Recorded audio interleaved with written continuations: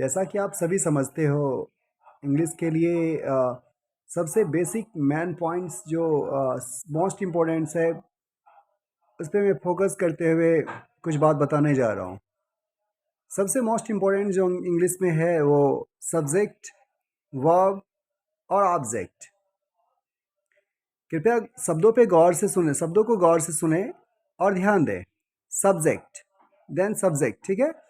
और जिसे भर्ब कुछ लोग बोलते हैं, वो भर्ब नहीं, उसको वर्ब, भी को व का प्रोनाउंस करेंगे और आर से पहले अ का, आर से पहले आर को प्रोनाउंस ना करते हुए और फिर ब का उच्चारण करेंगे, अर्थात वर्ब।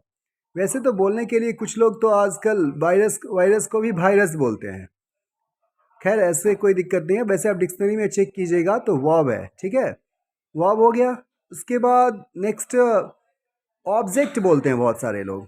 ऑब्जेक्ट नहीं बोलना है, बोलना क्या है? Object, not object. ओ से शुरुआत हुआ, इसका मतलब नहीं कि ओ से ऑब्जेक्ट बोलेंगे। वैसे डिक्शनरीज में आप जाके चेक कर सकते हैं, हर जगह चेक करेंगे तो ऑब्जेक्ट लिखा हुआ है, ऑब्जेक्ट। जिस तरह की अपने इधर तो अक्टूबर भी बोलते हैं, अक्टूबर। फिर उसी तरह अपने इधर ऐसे ढेर सारे शब्द इनकरेक्ट बोले जाते हैं। तो उन सभी फोकस नहीं करते, पहले फिलहाल हम बात करते हैं कि सब्जेक्ट क्या होता है, वर्ब क्या होता है, ऑब्जेक्ट क्या होता है। देखिए, आजकल क्या है कि सब्जेक्ट सब्जेक्ट का मतलब हो गया जो काम करे, जो आदमी काम कर रहा है या जिसके बारे में हम बात करते हैं, वह सब्जेक्ट कहलाता है। One who does something, about whom we talk something is called subject, ठीक है। जैसे कि आप बताइए, कोई आदमी कोई काम कर रहा है तो उसको हम क्या कहेंगे? सब्जेक्ट। रामू खेल रहा है तो कौन खेल रहा है? रामू खेल रहा है। खेलने का काम जो कर रहा है वो सब्जेक्ट कहलाता है।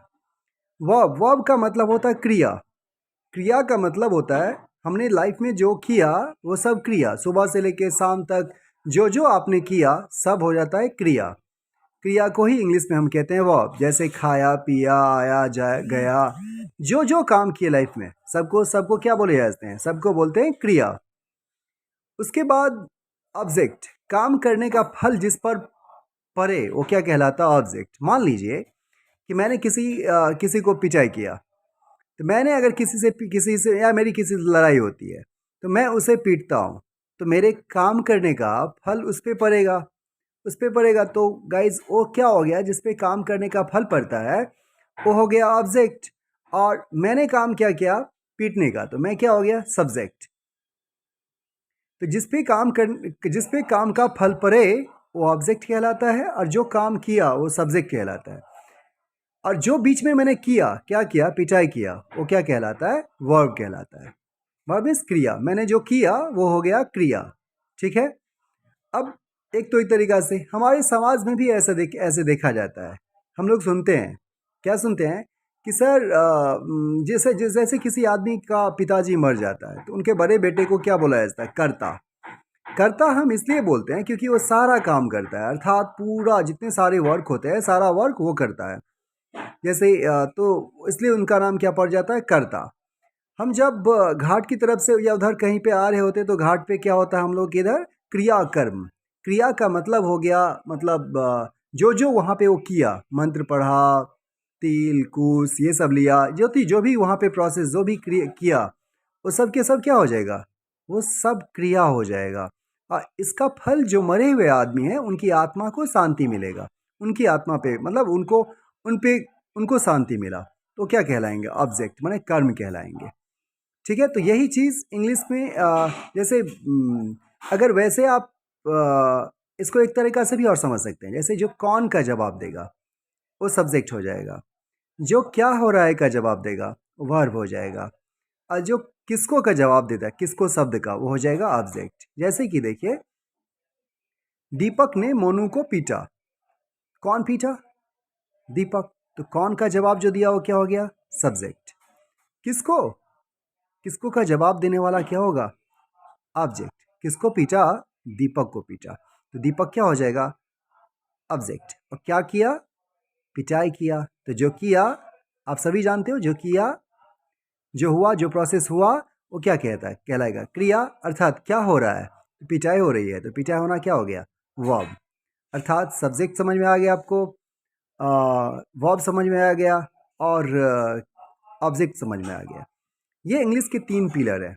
अगर ये 3 पिलर अगर आपको समझ में आ गई हो, अर्थात इंग्लिश की शुरुआत हम यहाँ से कर सकते हैं। अगर ये तीन पिलर समझ में आती है, उसके बाद हम इंग्लिश की शुरुआत कर सकते हैं। अब नेक्स्ट वीडियोज़ में मैंने वर्ब के बारे में बताने जा रहा हूँ, वर्ब क्या होता है और उसका क्या प्रोसेस है, इसके डिटेल्स में हम आगे चर्चा करेंगे। जैसे देखिए एक चीज़, वैसे कुछ बातें हम अभी भी बोल देते हैं। देखिए हम लोग को बचपन से ही बहुत ऐसी बातें सिखाया जाता है, क्या नाम है, एस सी एस कुछ ऐसे वाला लंग भंग ऐसे करके। देखो हम एक शॉर्टकट में बात कर रहे हैं, वैसे डिटेल्स में भी इस पर चर्चा करेंगे। जो आदमी हमारी बातें सुन रहा है, फर्स्ट पर्सन सेकेंड पर्सन, मैं बोल रहा हूँ, रूम में कुछ आदमी बैठे हुए हैं, वो लोग सुन रहे हैं, तो जो सुन रहे हैं, जो बोल रहे हैं, अर्थात जो सुन रहे हैं, उसमें उसके साथ जो आने वाली वर्ब होगी उसमें एस नहीं लगेगी। और जो आदमी हमारी बातें अभी नहीं सुन रहे हैं उसमें एस लगेगी। उदाहरण के लिए हम लोग आपस में बात कर रहे हैं रूम में और हमारी मम्मी प्रेजेंट नहीं है, या हमारा दोस्त कोई रामू है जो प्रेजेंट नहीं है, उसके लिए हम कम देंगे कि कम्स देंगे? कम्स देंगे। मेरे फादर ऑफिस गए हैं और फादर के बारे में हम बात कर रहे हैं, तो फादर के साथ क्या लगाएंगे? कम की कम्स? कम्स लगाएंगे। डू की डज? डज लगाएंगे। हैव की हैज़ लगाएंगे। ड्रिंक की ड्रिंक्स लगाएंगे। हाँ, रन की रन्स लगाएंगे। इसी तरह जैसे आप लोग हो, हम लोग हैं, जैसे यू हो गया, वी हो गया, ये लोग सुन रहा है बात, ये लोग प्रेजेंट में सुन रहा है, वर्तमान में बातें सुन रहा है, इसके साथ क्या लगाएंगे? कम की कम्स? कम लगाएंगे। डू की डज? डू लगाएंगे। हैव की हैव लगाएंगे। ठीक है। ड्रिंक की ड्रिंक लगाएंगे।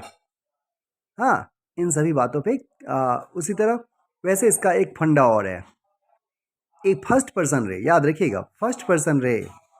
First person, first person second person सुनने का काम करता है, इसलिए जो सुन रहा है, वर्तमान में जो सुन रहा है उसमें एस नहीं लगाएंगे, और जो वर्तमान में बात जब हो रही है तब नहीं सुन रहा है, उन व्यक्तियों के साथ आने वाला वर्ब जो होगा उसमें हम एस लगाएंगे।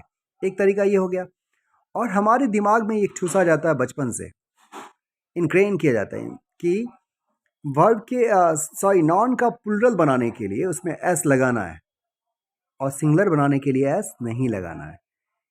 लेकिन वर्ब का जब प्लुरल बनाएंगे हम, तो उसमें से एस हटा देंगे और सिंगुलर लगाएंगे तो एस लगा देंगे।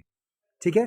जैसे वर्ब जो किताब डिक्शनरीज में लिखी गई है वो प्लुरल ही है, सिंगुलर नहीं है। वर्ब में जो वर्ब लिखी गई है, कम, गो, ड्रिंक, ये सब प्लुरल ही है। उसका यदि सिंगुलर बनाना चाहेंगे तो उसमें एस लगा देंगे।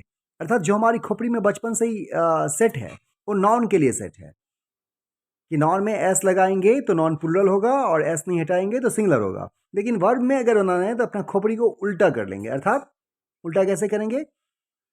वर्ब का सिंगुलर बनाना होगा तो एस लगाना होगा। अर्थात सिंगुलर वर्ब एस वर्ब, माने सिंगुलर वर्ब, तो सिंगुलर वर्ब एस भी। सिंगुलर वर्ब को शॉर्ट में क्या कहेंगे? एस भी, तो एस ही।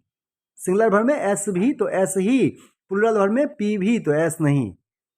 सिंगुलर वर्ब एस भी तो एस ही, एस भी नहीं तो एस भी नहीं। याद रखना, एस भी सिंगुलर वर्ब तो एस ही, और एस भी नहीं तो एस भी नहीं, मतलब सिंगुलर वर्ब नहीं तो सिंगुलर एस भी नहीं। अपनी खोपड़ी को उल्टा कर लेंगे। जैसे आप समझते हैं हम इंसान के साथ रहते हैं, जानवर के साथ रहता है, उसी तरह सिंगुलर सब्जेक्ट के साथ सिंगुलर वर्ब और प्लुरल सब्जेक्ट के साथ प्लुरल वर्ब रहता है। अ बॉय सिंगुलर है, इसके साथ वर्ब भी हमको क्या लगाना पड़ेगा? सिंगुलर। तो क्या देंगे? A boy. कम देंगे कि कम्स देंगे? अ बॉय सिंगुलर है तो वर्ब सिंगुलर होगा, उसके साथ क्या लगाना पड़ेगा? एस। तो क्या हो जाएगा? A boy comes. Two boys, अब 2 लड़कों की बात हो रही है। टू बॉयज तो प्लुरल हो गया, तो वर्ब भी इसके साथ क्या लगाना होगा? प्लुरल। तो वर्ब का प्लुरल बनाना नहीं पड़ता, वो तो बना ही रहता है, डिक्शनरी में से उठा डायरेक्ट लगा दो, टू बॉयज कम, बस। ठीक है। जैसे वन गर्ल, ड्रिंक की ड्रिंक्स, वन गर्ल सिंगल है तो वर्ब भी सिंगुलर होगा। अब वर्ब का सिंगुलर बनाने के लिए खोपड़ी उल्टा करना पड़ता है, अर्थात जो बचपन से हम सीखे हैं उल्टा करेंगे। तो क्या वर्ब का सिंगुलर बनाने के लिए क्या कर देंगे? एस लगाएंगे।